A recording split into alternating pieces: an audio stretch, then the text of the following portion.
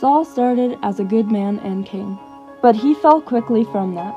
He became a bitter, jealous, and cruel man, all because of pride. Pride does things that you might not expect. Saul as a young man was humble, kind, and faithful.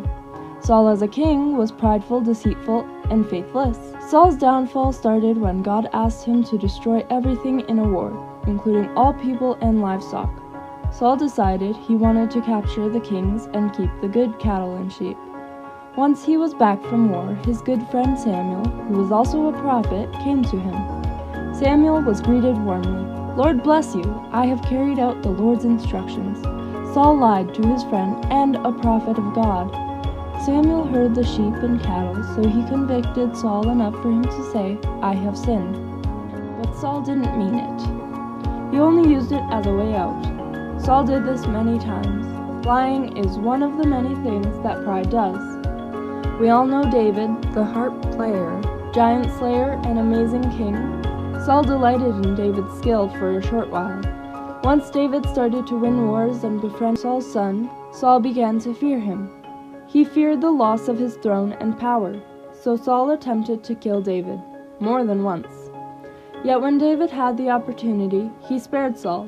Surely this should have affected the way Saul thought. But Saul continued down the path of destruction. After Samuel died, Saul sought guidance. He went to a witch.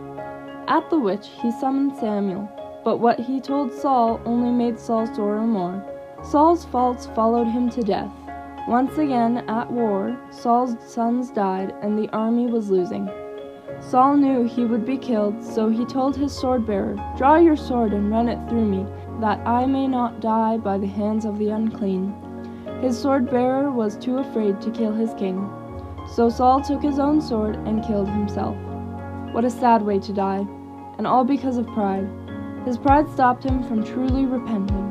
His pride made him want David dead, and his pride was the death of him. Often when someone is given a position of authority, they become prideful. They lie, hate, become jealous and fearful. When someone better comes along, they feel threatened. Pride is a dangerous thing. I asked a few people what they thought of Saul. All their answers had one thing in common. Saul was doing something wrong. He did wrong when he became prideful. He did wrong when he sought help from a witch. He did wrong trying to kill David. Pride comes before the fall. That is the truth of Saul's story. Don't be prideful. Instead, humble yourself. It's too late for Saul to be humble, but it's not too late for you.